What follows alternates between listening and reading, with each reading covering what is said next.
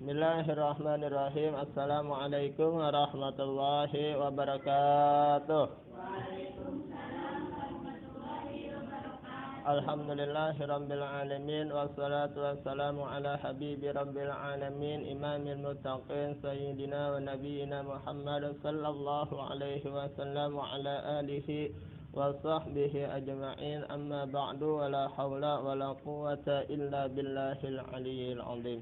Alhamdulillah, di kesempatan malam hari ini kita melanjutkan kembali pelajaran kita di dalam ilmu fikih di dalam kitab Matan Al-Ghayah wa Taqrib.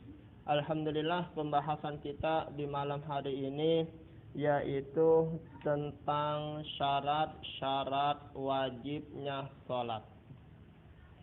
Bismillahirrahmanirrahim. Faslun wa syara'itu wujubil sholati salah satu asya'a al-islamu ila akhiriha.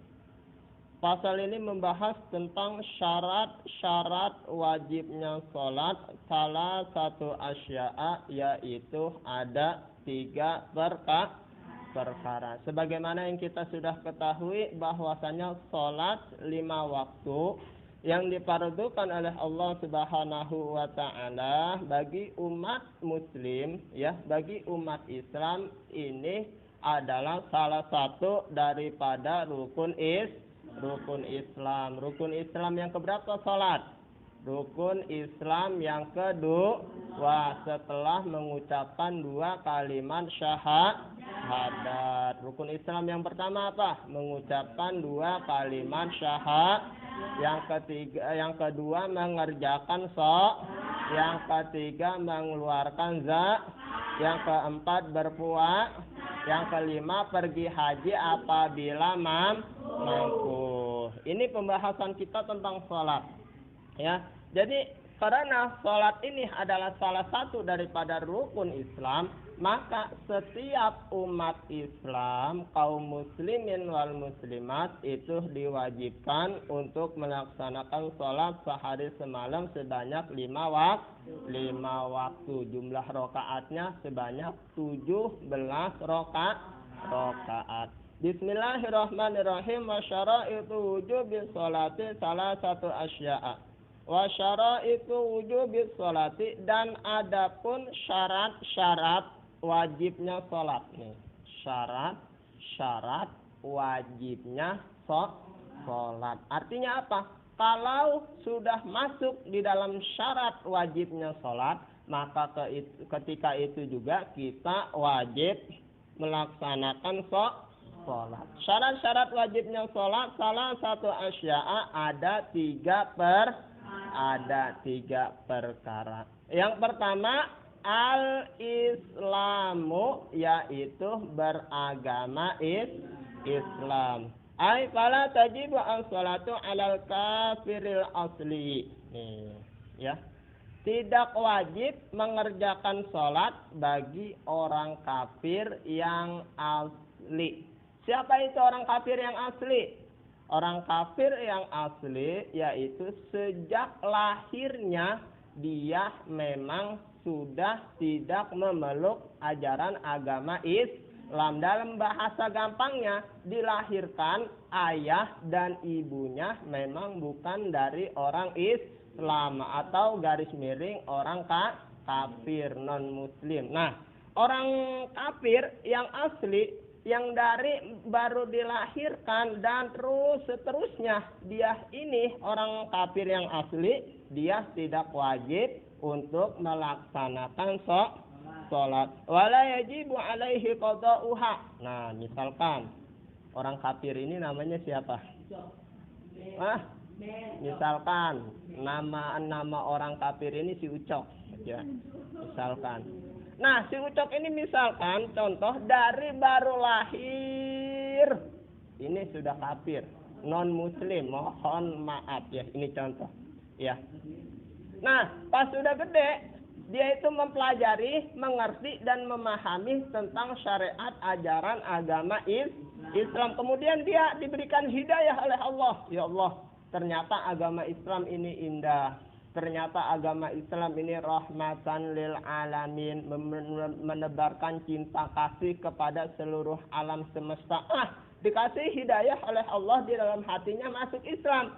Ketika itu juga, ketika si Ucok masuk ke dalam ajaran agama Islam, maka ketika itu juga fala yajibu alaihi qada'uha idza aslama. Karena Ucok ini emang kafir asli dari masih kecil, dari baru lahir, ketika dia masuk ke dalam agama Islam, dia tidak wajib untuk mengqadha sholat-sholatnya yang pernah dia tinggalkan. Itu bagi orang kafir yang asli. Wa amal murtad, dan adapun orang yang murtad. Apa itu orang yang murtad? Apa?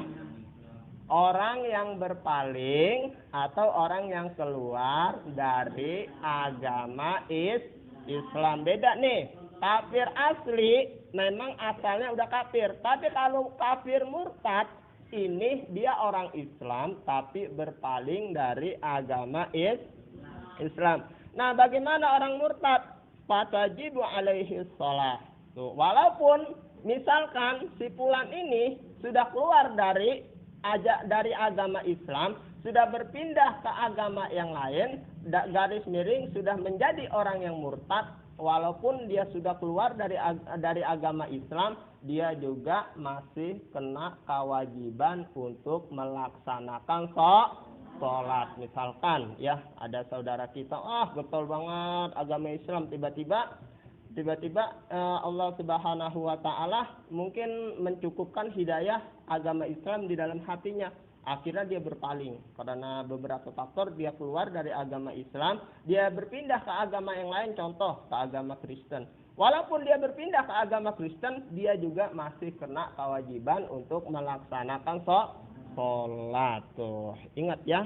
Wa qada'uha in ada ilal Islam, dan wajib juga untuk mengqadha sholat yang dia pernah tinggalkan ketika dia menjadi murtad, jika dia kembali lagi ke dalam ajaran agama Islam. Itu yang pertama. Syarat wajib sholat yang pertama itu apa? Yaitu beragama Islam. Orang kafir asli tidak wajib untuk sholat dan tidak wajib mengqadhanya apabila sudah masuk Tapi orang Islam yang murtad, walaupun dia murtad, dia wajib untuk mengerjakan sholat dan wajib untuk mengqadha sholat in ada ilal Islam apabila dia masuk lagi kembali ke dalam ajaran agama Islam. Itu yang pertama. Bisa dimengerti ini? Rahmah? Bisa dimengerti? Ara? Ica? Iya, dicatat enggak? Catat. Alhamdulillah. Iya, al ilmu qaidun wal kitabatu sayduhu qayy suyudaka bil hibalil wasiqa. Ilmu itu seperti hewan buruan dan tulisan itu seperti talinya. Ketika ilmu itu seperti hewan buruan dan tali ini dan tulisan ini seperti talinya, qayy suyudaka bil hibalil wasiqa. Maka ikatlah hewan buruan kita itu dengan tali yang kuat. Artinya ketika kita belajar, untuk lebih kuatnya lagi kita harus menulis. Yang kedua, wasani al-bulugu, yaitu sudah balik. Fala tajibu ala sabiyin wa sabiyatin lakin yu'marani biha ba'da sab'i sinin. Nah, balik itu artinya apa? Sudah sampai. Syarat-syaratnya balik ada berapa? Ada berapa Om Dian? Lupa. Syarat-syaratnya balik ada berapa? Lupa. Diingat lagi di dalam kitab Safinah An-Najah. Safinatun Najah. Syarat-syaratnya balik apa? Tamamu khamsa asyarata sanatan. Ya.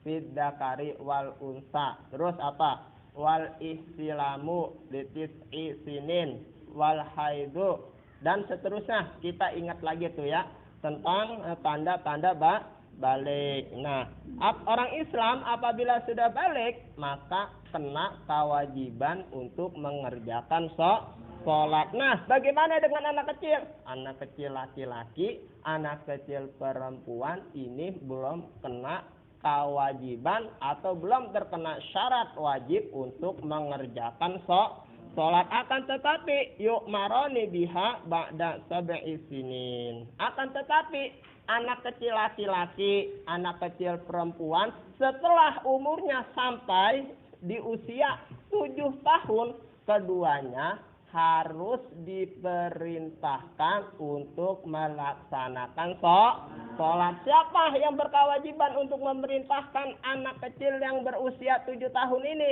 Yaitu kedua orang tuanya. Kalau orang tuanya nggak nyuruh sholat, nggak minta sholat, nggak menganjurkan untuk sholat, maka ketika itu juga kedua orang tuanya berdosa. In hasolat tamyizu biha wa illa ba'da tamyiz. Nah, 7 tahun juga ini disyaratkan in hasolat tamyizu biha. Apabila ini si anak sudah ngerti sholat. Artinya apa? Sebelum usia 7 tahun, orang tua wajib mengajarkan tata cara sholat yang baik dan benar kepada anak-anaknya. Nah, 7 tahun dia udah ngerti, udah paham tata cara sholat yang baik dan benar, maka ketika itu juga seorang anak harus melaksanakan sholat.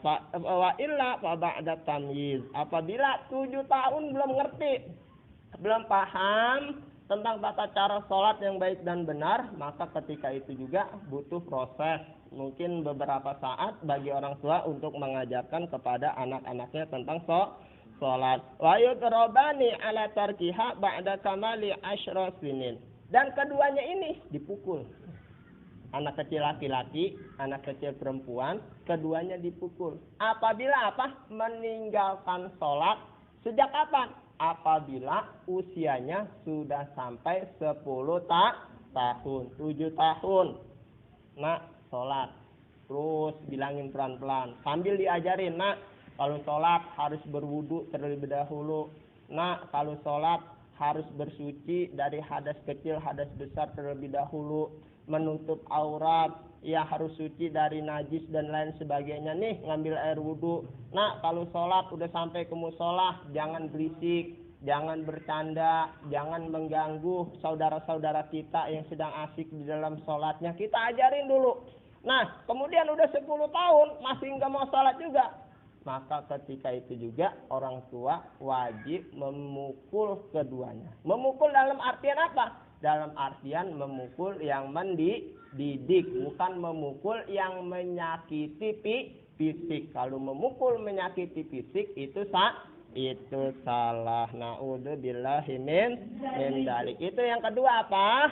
Setelah sudah balik. Kalau belum balik maka belum kena syarat wajib sholat. Dan yang ketiga syarat wajib sholat yaitu apa nih? Al-aqlu, yaitu berakal. Maka tidak wajib mengerjakan sholat bagi orang yang gila. Berarti kalau kita nggak mau sholat, gampang aja nih ya.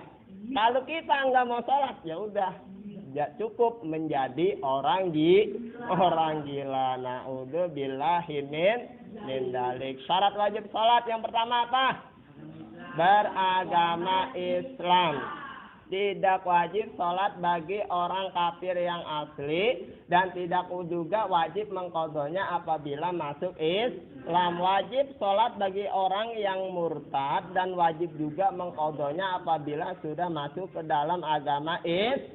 Yang kedua yaitu apabila sudah balik. Tidak wajib bagi anak kecil laki-laki maupun perempuan untuk mengerjakan sholat.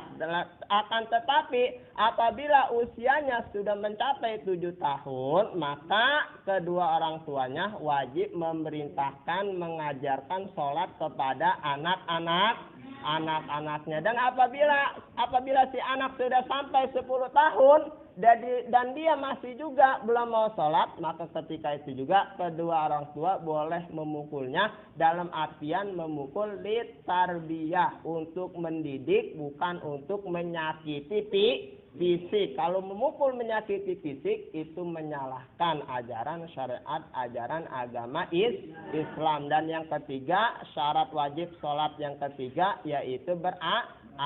Tidak wajib untuk sholat yaitu bagi orang gila.